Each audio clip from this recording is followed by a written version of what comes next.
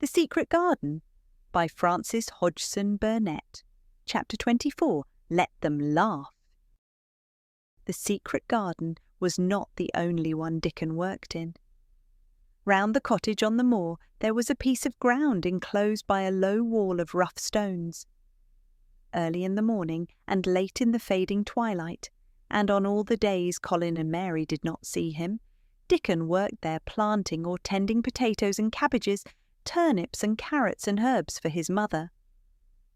In the company of his creatures he did wonders there, and was never tired of doing them, it seemed. While he dug or weeded, he whistled or sang bits of Yorkshire moor songs, or talked to Soot or Captain, or the brothers and sisters he had taught to help him. "We'd never get on as comfortable as we do," Mrs. Sowerby said, "if it wasn't for Dickon's garden. Anything'll grow for him. His taters and cabbages is twice the size of anyone else's, and they've got a flavour with 'em as nobody's has." When she found a moment to spare, she liked to go out and talk to him. After supper, there was still a long clear twilight to work in, and that was her quiet time. She could sit upon the low rough wall and look on and hear stories of the day. She loved this time. There were not only vegetables in this garden. Dickon had bought penny packages of flower seeds now and then, and sown bright sweet-scented things among gooseberry bushes, and even cabbages, and he grew borders of mignonette and pinks and pansies and things whose seeds he could save year after year, or whose roots would bloom each spring and spread in time into fine clumps.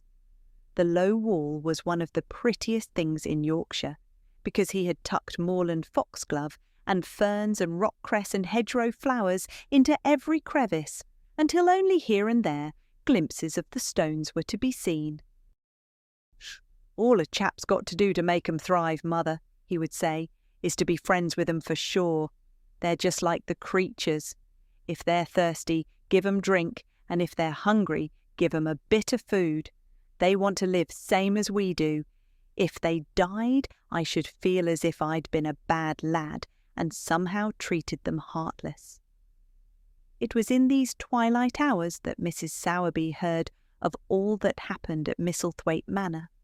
At first she was only told that Mester Colin had taken a fancy to going out into the grounds with Miss Mary, and that it was doing him good.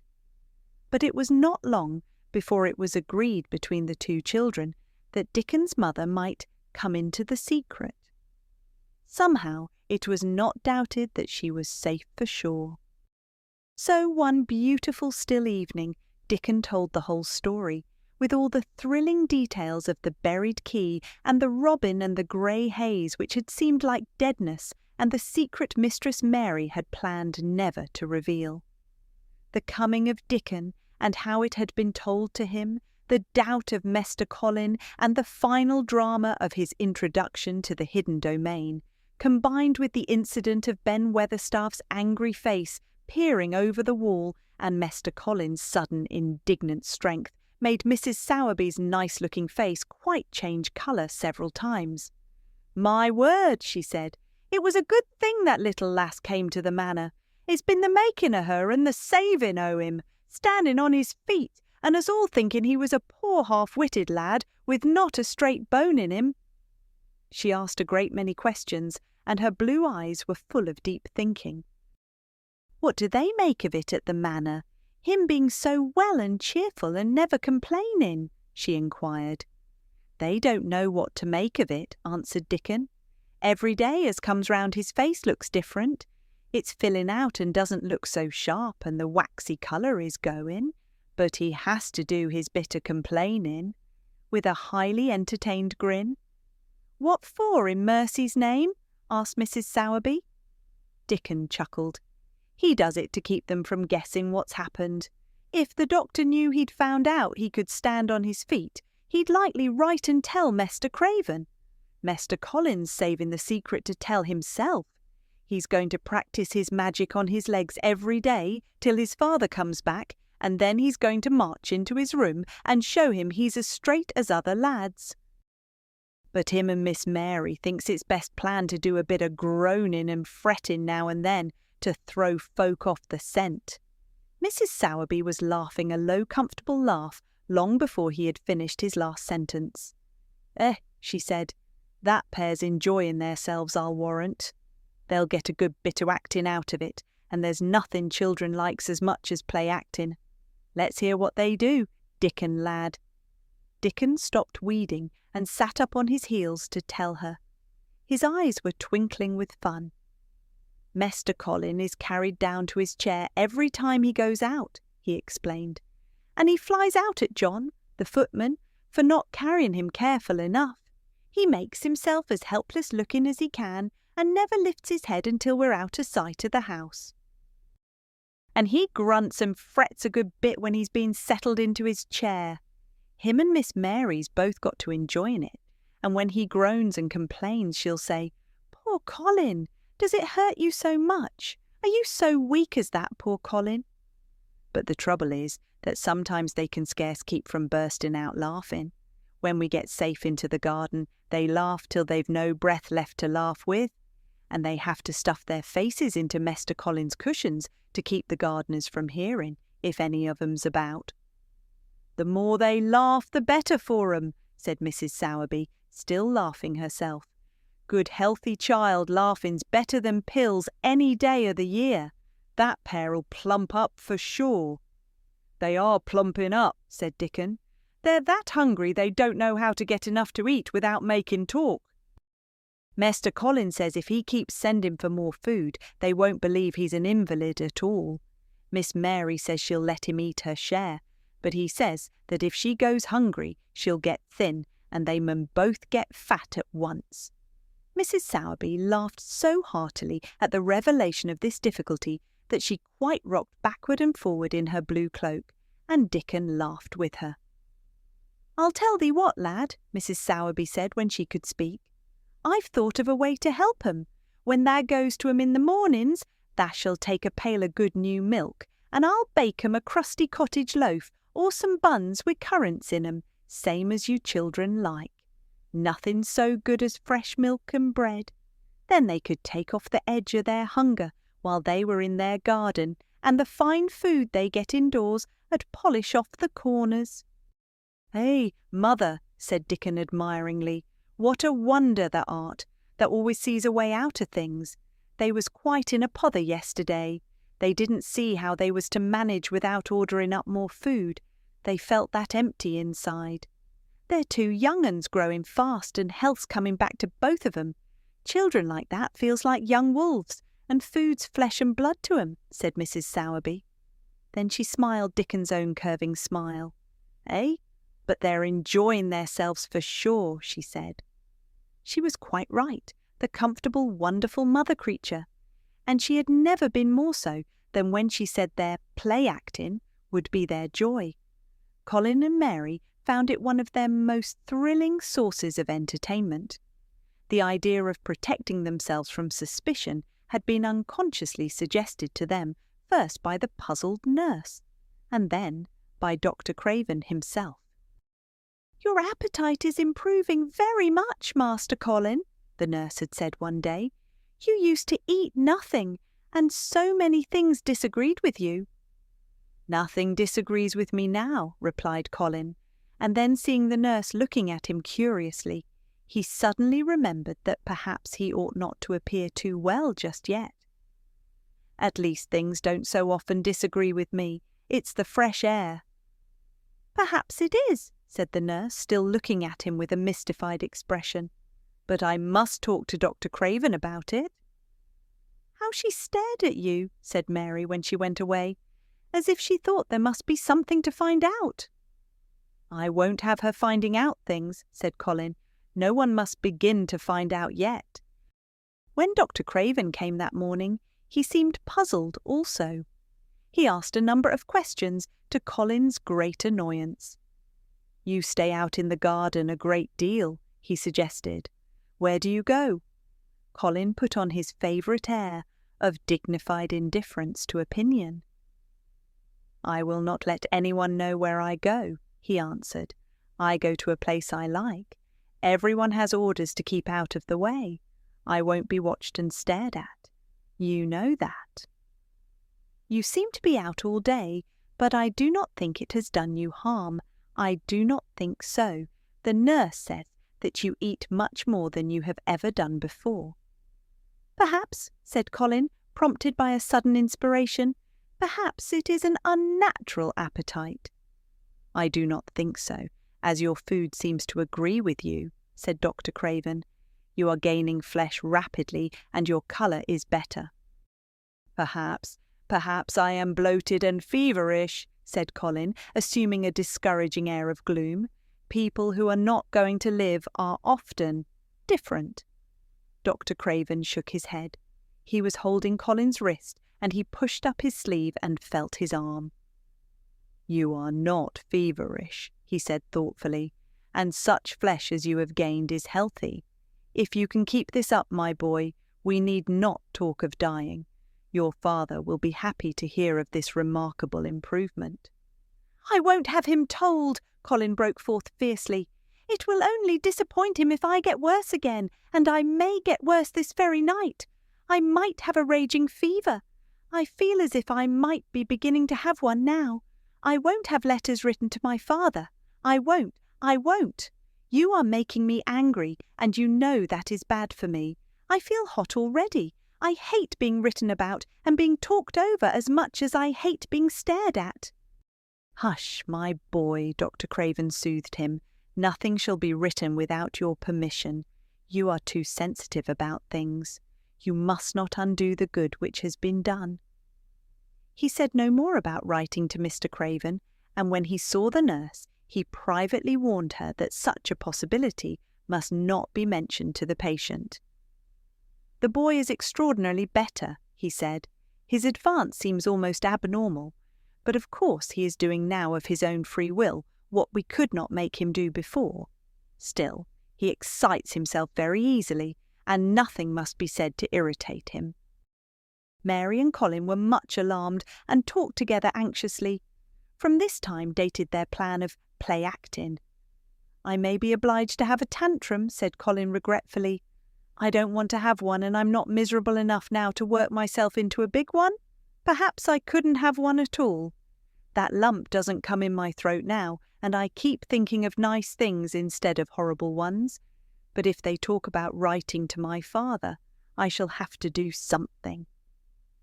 He made up his mind to eat less, but unfortunately it was not possible to carry out this brilliant idea when he wakened each morning with an amazing appetite, and the table near his sofa was set with a breakfast of homemade bread and fresh butter, snow-white eggs, raspberry jam, and clotted cream. Mary always breakfasted with him, and when they found themselves at the table, particularly if there were delicate slices of sizzling ham sending forth tempting odours from under a hot silver cover, they would look into each other's eyes in desperation. "I think we shall have to eat it all this morning, Mary," Colin always ended by saying. "We can send away some of the lunch and a great deal of the dinner." But they never found they could send away anything, and the highly polished condition of the empty plates returned to the pantry awakened much comment. "I do wish," Colin would say also, "I do wish the slices of ham were thicker, and one muffin each is not enough for anyone." "It's enough for a person who is going to die," answered Mary when first she heard this. "But it's not enough for a person who is going to live. I sometimes feel as if I could eat 3 when those nice fresh heather and gorse smells from the moor come pouring in at the open window." The morning that Dickon, after they had been enjoying themselves in the garden for about 2 hours, went behind a big rose bush and brought forth 2 tin pails, and revealed that one was full of rich new milk with cream on the top of it, and that the other held cottage-made currant buns folded in a clean blue and white napkin, buns so carefully tucked in that they were still hot. There was a riot of surprised joyfulness. What a wonderful thing for Mrs. Sowerby to think of! What a kind, clever woman she must be! How good the buns were! And what delicious fresh milk! "Magic is in her just as it is in Dickon," said Colin. "It makes her think of ways to do things, nice things. She is a magic person." Tell her we are grateful, Dickon, extremely grateful." He was given to using rather grown-up phrases at times. He enjoyed them. He liked this so much that he improved upon it. "Tell her she has been most bounteous, and our gratitude is extreme." And then, forgetting his grandeur, he fell to and stuffed himself with buns and drank milk out of the pail in copious draughts, in the manner of any hungry little boy who had been taking unusual exercise and breathing in moorland air, and whose breakfast was more than 2 hours behind him. This was the beginning of many agreeable incidents of the same kind. They actually awoke to the fact that as Mrs. Sowerby had 14 people to provide food for, she might not have enough to satisfy 2 extra appetites every day, so they asked her to let them send some of their shillings to buy things.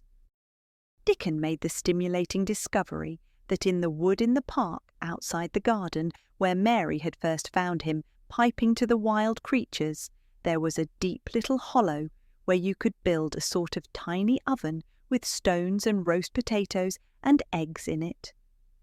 Roasted eggs were a previously unknown luxury, and very hot potatoes with salt and fresh butter in them were fit for a woodland king, besides being deliciously satisfying.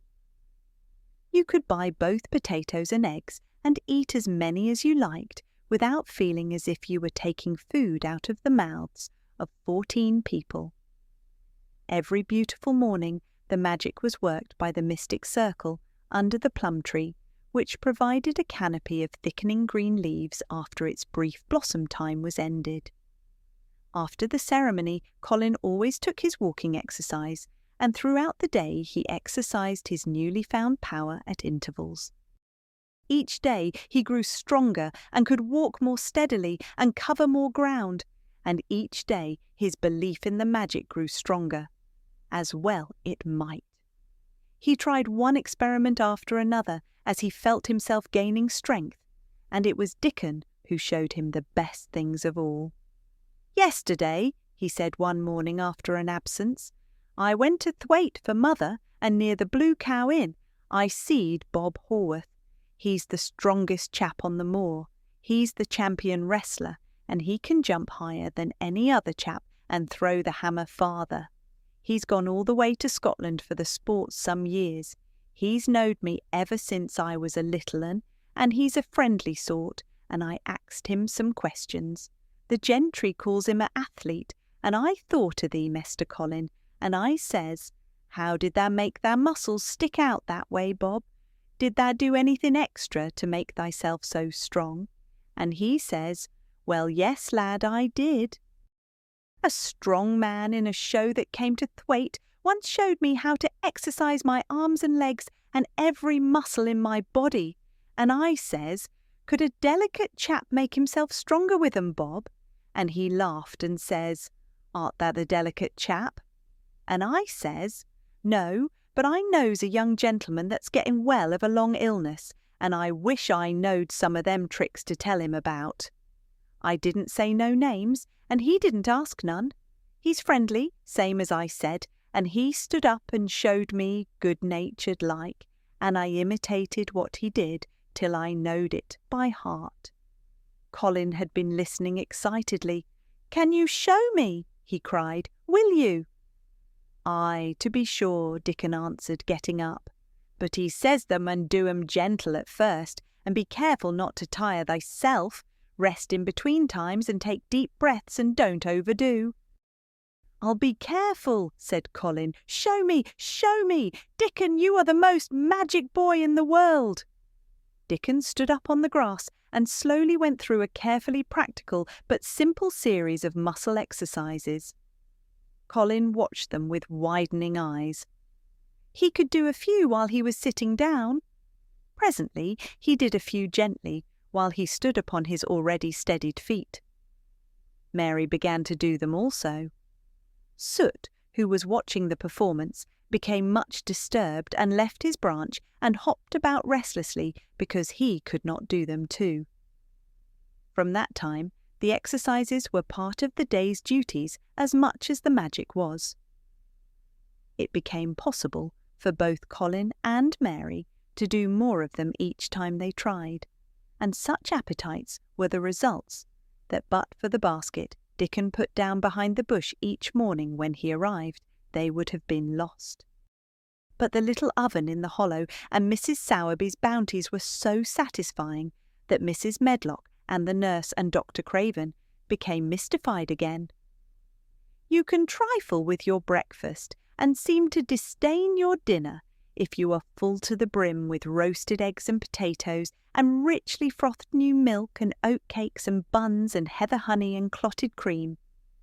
"They are eating next to nothing," said the nurse. "They'll die of starvation if they can't be persuaded to take some nourishment, and yet see how they look." "Look!" exclaimed Mrs. Medlock indignantly. I'm moithered to death with them. They're a pair of young Satans, bursting their jackets one day and the next, turning up their noses at the best meals cook can tempt them with.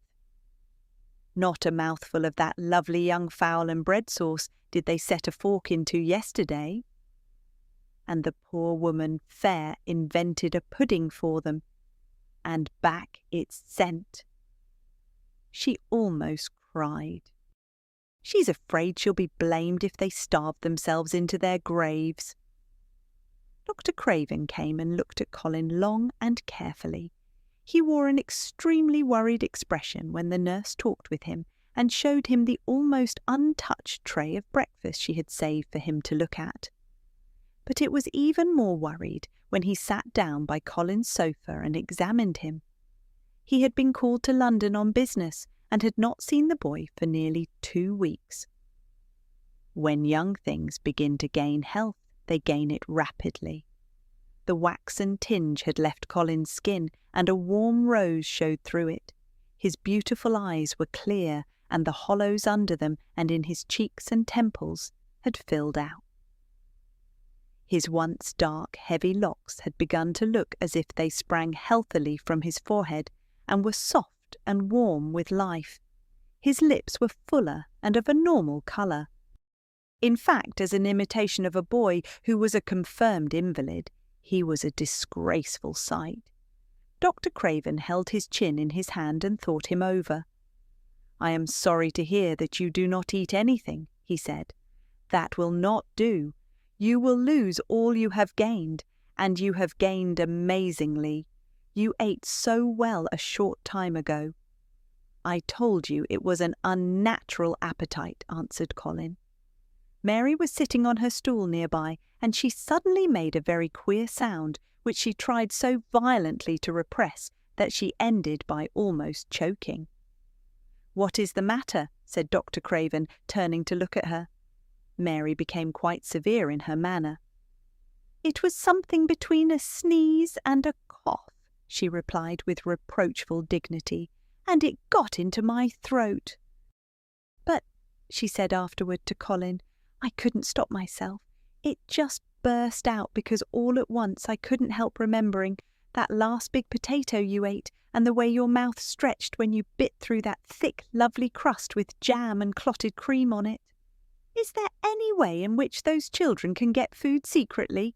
Dr. Craven inquired of Mrs. Medlock. "There's no way unless they dig it out of the earth or pick it off the trees," Mrs. Medlock answered. "They stay out in the grounds all day and see no one but each other. And if they want anything different to eat from what's sent up to them, they need only ask for it." "Well," said Dr. Craven, "so long as going without food agrees with them, we need not disturb ourselves. The boy is a new creature." "So is the girl," said Mrs. Medlock. "She's begun to be downright pretty since she's filled out and lost her ugly little sour look. Her hair's grown thick and healthy looking, and she's got a bright colour, the glummest, ill-natured little thing she used to be. And now her and Master Colin laugh together like a pair of crazy young ones. Perhaps they're growing fat on that." "Perhaps they are," said Dr. Craven. "Let them laugh." And so ends the 24th chapter of Mary Lennox's story. Chapter 25. The curtain is just around the corner. If you enjoyed this story, please like this video and subscribe so you don't miss the next chapter.